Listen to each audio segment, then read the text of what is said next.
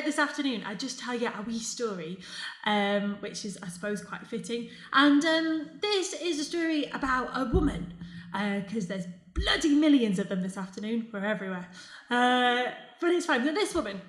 Okay, so once upon a time, there was a woman who wanted to be a teller of tales.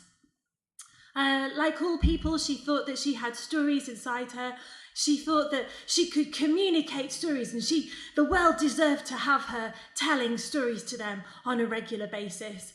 She used to write loads and loads in Christmas cards, which she thought qualified her as somebody of quite a literary bent. So she decided that she would go to the place where the people who told stories go. So she went there, and it was full of people who were all telling stories to each other, and she was smiling at the ones she thought were a bit shit. I could totally do better than that. And then the ones who did really well, she just really wished that they got thrush or cancer. And then she was watching at the end. She went up to the big man who told the main stories and said, "Hi, my name's Jane, and I really want to be a teller of tales." Just for a second, can everyone else hear that really high sound, or is that in my head?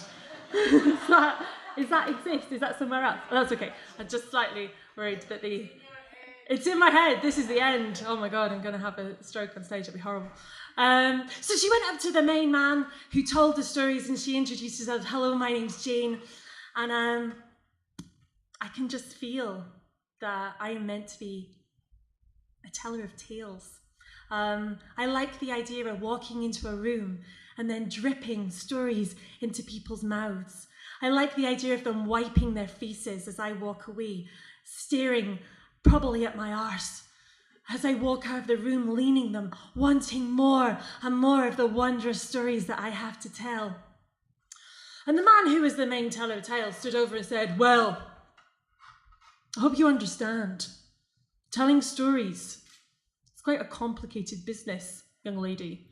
I hope you understand that there is a lot to telling stories. It's more than just thinking you're creative. You have to actually be able to communicate stories to a wider public. You have to be able to remember stories that have been passed down from generation to generation. You have to be able to take the crux of Scottish history, the things that have kept generations of people together, the things that people fought over, and communicate them to a whole new generation. Do you think that you can do that?"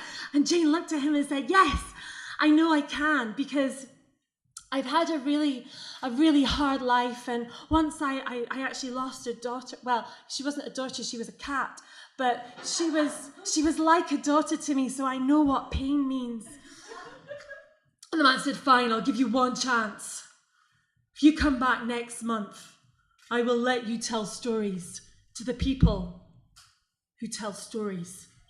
So she went back the next month. And she went into the room and she looked at all the people in there, all the tellers of tales and their partners, and two German people who'd wandered in by accident or were actually hoping to have sex. And she thought that she knew that her moment was arrived.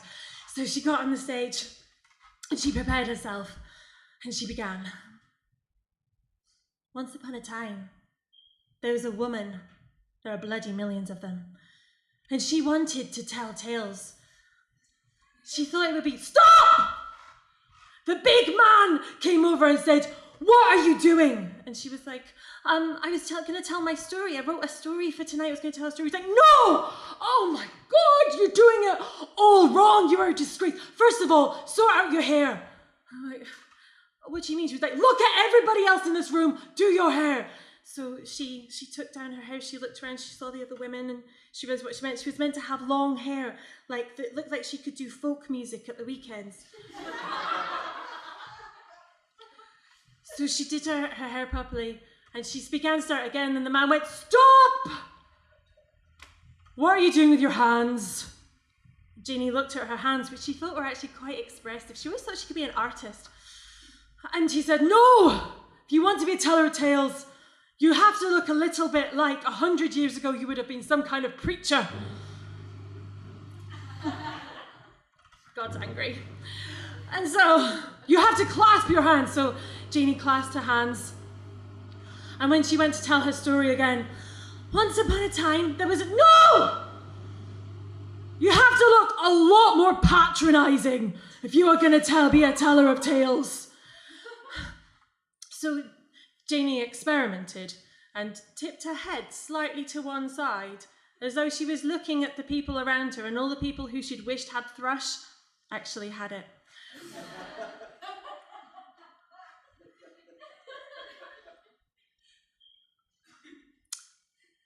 Once upon a time... Stop! Now let me get this clear, young Janie. Are you going to be actually telling your own story here tonight? Yes, I thought I'd written something especially. It's about my struggle with my femininity. I thought it'd be... No! I tell you what, I will recite the story and you can just repeat it as I mouth it to you. You have to be a teller of tales in true sense. Now get back in position. So Janie looked at the teller of tales, had her hands in a slightly preachery way, got a slightly patronising look on her face, remembered to have her hair in a more folky way, and then started her story that would mean that she could be a member of the Teller of Tales Club. She would be one of the people, and the man had pointed out that if she told stories on her own, then she would just be telling stories to herself. There's nobody wanted to hear her own stories. That would be like masturbating in a toilet, where what she actually wanted was group sex. So she looked at him, knowing that this was the moment that was going to change her life. This was the moment she was going to be a true teller of tales. Hello. Once upon a time, there was a young woman called Jane, and she wanted to be a teller of tales, and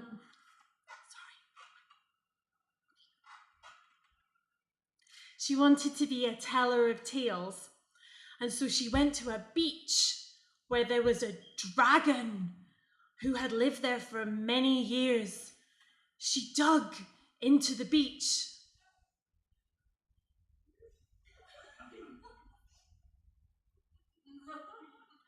and found a treasure chest full of stories that people had spent many generations creating, and she had no right to try and undermine and take over for herself. One day, this girl opened the treasure chest of stories. She looked at them, she read them, and she thought they were magnificent. But she was a uppity wee tart. And so she fell over backwards, over the dragon's tail. She banged her head and died. And she never told her story again.